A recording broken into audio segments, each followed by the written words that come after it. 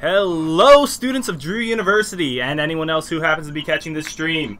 We are live from the WMNJ radio station here to play some Kahoot. I'm Louis Ty. Hello, I'm Fabio Ferraz. And today, we are your hosts. We're going to show how to play Kahoot. This session should take about 15-20 minutes. It's just the first one out of a couple. And yeah, the prize. Oh, the prize. If you win this game of Kahoot, you are going to be the proud owner of a $20 gift card to Firehouse. And this is just for this one game. Every game we get new prizes for local businesses. Just come on and play. You should also follow our Instagram right here. After all of this championship, we're going to make a raffle and give a New York round trip. So be sure to follow and participate in that. We want to thank our student members, very awesome. Everyone helped out the professors. We want to thank Sean from MRC and staff from Student Activities. Thank you so much for all the help. And we're going to tell you how to play this game, Kahoot. All right, so switch over. All right. You're going to see a number live on your screen right now. That number is 7651884. First things first, you're going to go to kahoot.it on your web-enabled device. Second thing, and this is the most important, your username is going to be the first part of your Drew login. So, for example, I'm your host, Louis Ty, so my name would be LTy. You need to put in your Drew login if you want to claim your prize, because that's how we'll be contacting you, by email. So, anyway, on to the game. What's going to happen is we are going to have 9 different trivia questions that were provided so gracefully by our wonderful faculty at campus, and they are going to have 4 answers that you can choose between. We are going to read the question. The answers will pop up on your screen, and you will use your phone or whatever you're using to connect to the internet as a clicker of sorts to select the right answer. Now, a few things that you should know. First off, you are going to be probably 15 seconds behind. So if you've played Kahoot in class, then you know that you're immediately going to be seeing the answers pop up. But since this is a live stream, there's going to be a few second delay. So there's going to be a chance that you see these colorful shapes pop up on your screen, and you're going to be tempted to click on them, but don't do it until you know what you're clicking on, okay? That's basically all there is to Kahoot. You want to answer quickly, but most importantly, you want to answer correctly. The nice thing about this game is we have our wonderful faculty who provided us the questions to give you a video explanation after we reveal the answer. Isn't that just wonderful? Yeah. Also, the purpose of this project is, at least one of them is just to study how campus cultures work and how they're created. Very cool stuff. Yeah, but like we said numerous times before, it's also just a great opportunity for our faculty to kind of cultivate curiosity among the students in their discipline. And it's a great chance for the students to get to know the faculty members. So if you see one of the professors that answered the question outside walking around campus, make sure to let them know how great of a job they did. Yeah, right? So we're just going to wait for a bit, everyone to join in. We're just going to give a couple of minutes. So be sure to join in, participate, and yeah. Again, the code is 76514. We are going to begin in just a minute. So get your friends on. Get the person sitting next to you on. Get in if you want that chance for the $20 gift card. All right. Make sure that all the names are good.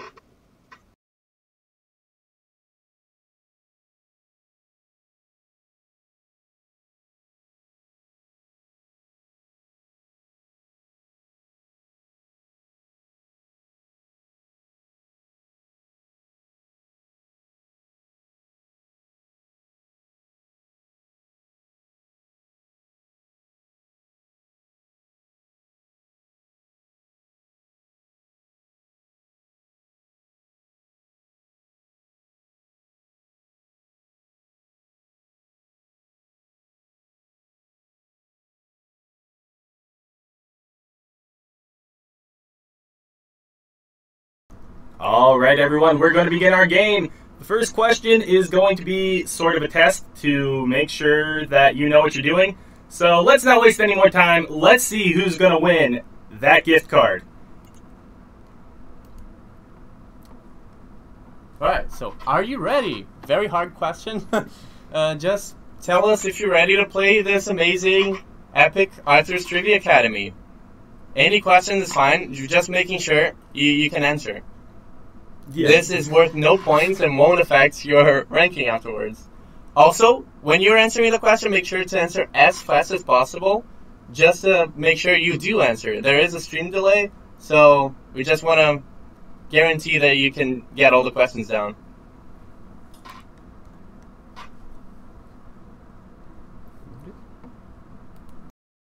All right. Wow. A lot of you picking Bring It On. I don't know if there was some sort of collaborative effort on your behalf, but interesting. All right. So for the first question, for the first actual question, what does DOYO stand for? Dorian York, Douglas Yost, Dorothy Young, or Dolores Yunt? This is a bit of a tough one to start it off, I will say.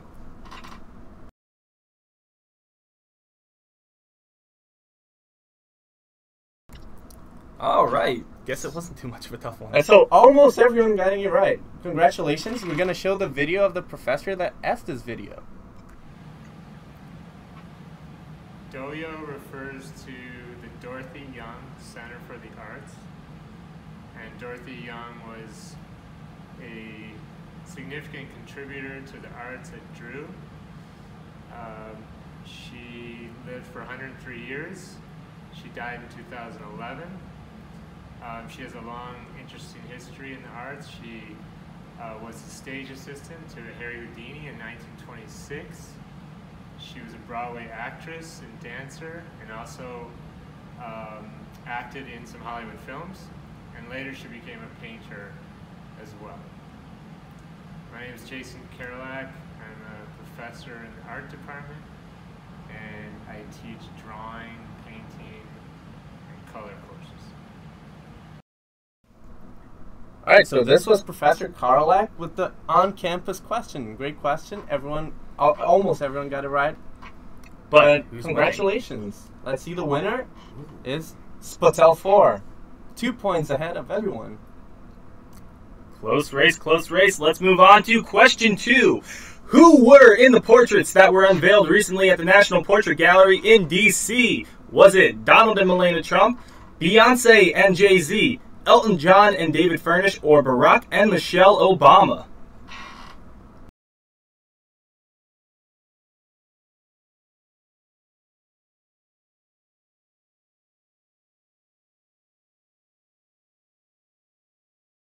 Wow, all right. 31 of you guys got that right. So, moving on. Here's Professor Higardi talking about the question. The answer is Barack and Michelle Obama. These portraits are very special because they were painted by contemporary artists and are showing the president and the first lady in unusual situation poses. Barack Obama was painted by an African-American artist named Kehinde Wiley, and Michelle Obama was painted by an African-American artist named Amy Sherald. And I'm Professor Valerie Higardi. I teach in the art department, and this semester I'm teaching Drawing 1 and Color, Light, and Design.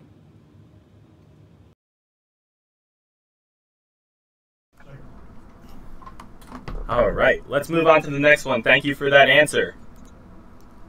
So, Vay Kimball on the lead now, still a tight race. 2 points. So for the next question, question number 3. What should social psychologists call the following behavior? Just before an exam, your friend George turns to you and says, "I'm so tired, I was up partying last night until 4 in the morning." Should it be A, basking in the reflected glory, unrealistic optimism, self-handicapping, or downward social comparisons? Yeah, this is a tough one.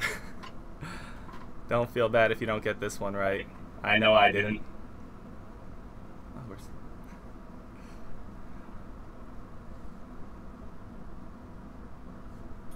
Ooh. Oh, lots of you with the correct answer. Congratulations.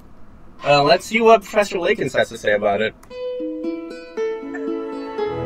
Okay, the answer to this question is C, self-handicapping. Self-handicapping occurs when people create an obstacle to their own success, so that if they end up doing poorly, like George might do on his exam, he has an easy explanation for why he did that, as opposed to just being not smart. Nobody likes to feel that way. The other answers don't apply. They do refer to other social psychological phenomenon. Basking in reflected glory is when we associate with other people who have done good things. Unrealistic optimism is exactly what it sounds like, being unrealistically optimistic. And downward social comparisons are when we compare ourselves to somebody who is worse off, which is not the case in this scenario, as neither George nor his friend know how they did on the exam. My name is Jessica Lakin. I'm a professor in the psychology department and the associate provost. All right. Thank you, Professor, so much for that answer. But let's move on. Looking at the scoreboard, we have Kay Fulton John right up there at 27-29. Still a tight race. Wow. Next question. What's the name of the globally focused Hazleton residential community that's recruiting now? Is it A, Pandaria, B, Pangea, C, Pan Academia, or D, Pennsylvania?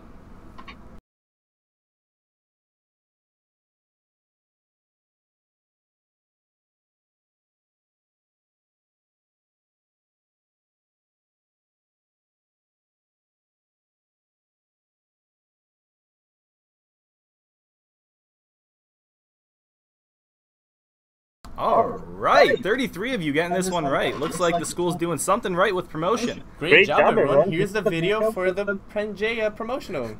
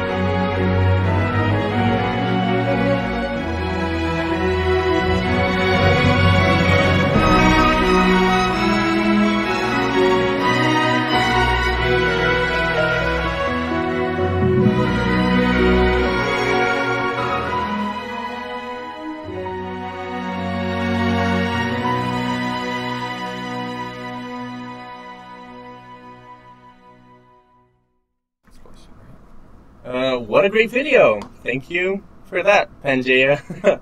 Okay, for the next question. After the scoreboard, which still looks very tight, very close race, what describes the connection between watching TV and becoming increasingly anxious and fearful? Is it technophobia, homophily, mean world syndrome, or visuobibliophobia?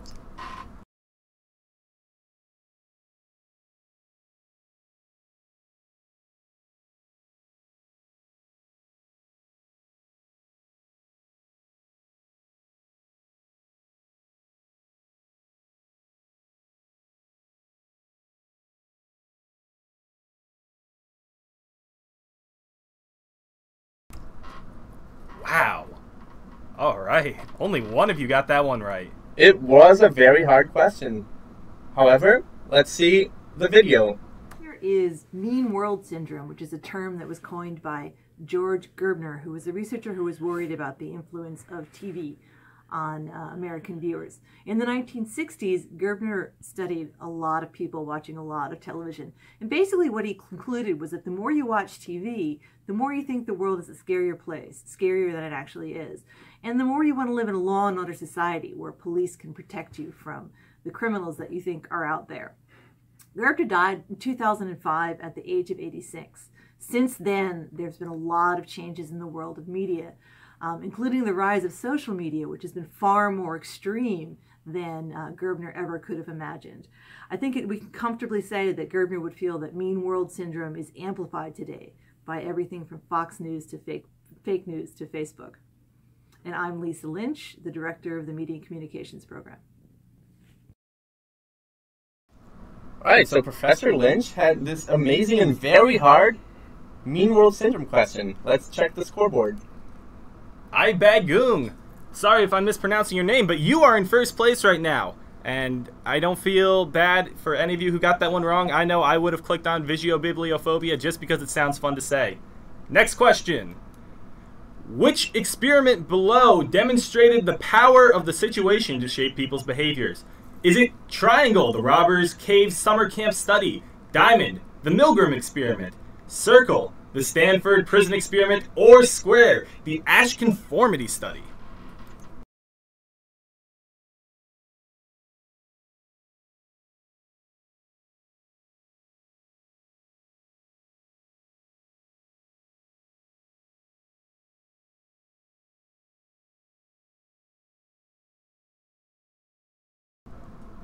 All right, 23 of you getting that one right. Now, moving on, here's Professor Morgan with an explanation.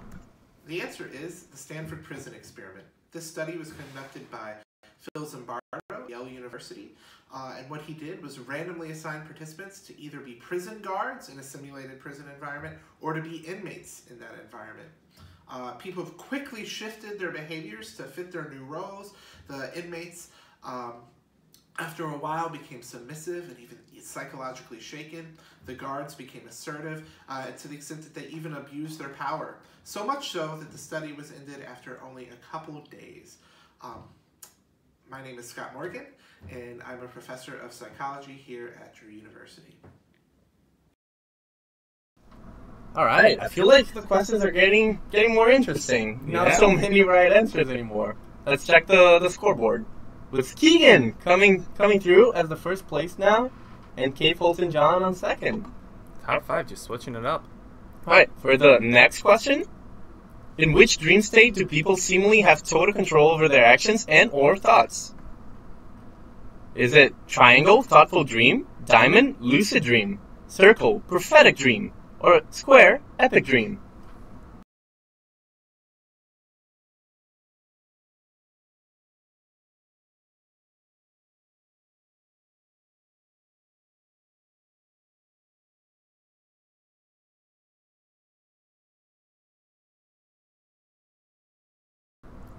All right.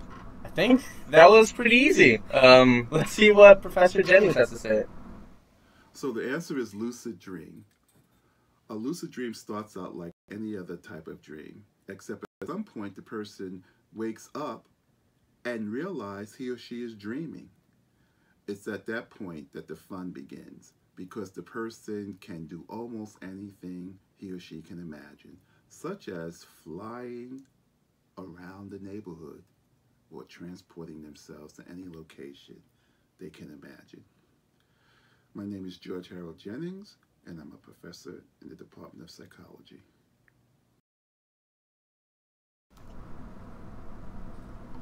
All right. Good question and great explanation. Leaderboard still looks the same. Now it's getting harder. Getting up by 2 points, and we are moving on to the last question now. My producer has said that this is the hardest question, so get ready for it. Question 9. What literary device refers to a word that imitates a sound that it denotes, like buzz? Is it triangle, assonance, diamond, euphemism, circle, hyperbole, or square, automatopoeia?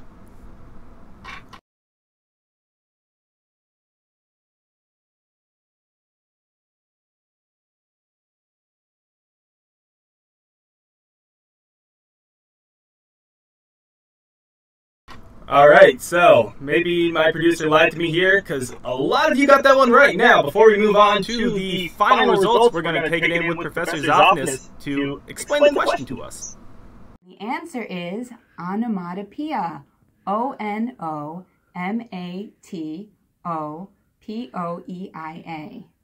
Bonus points if you were able to spell it.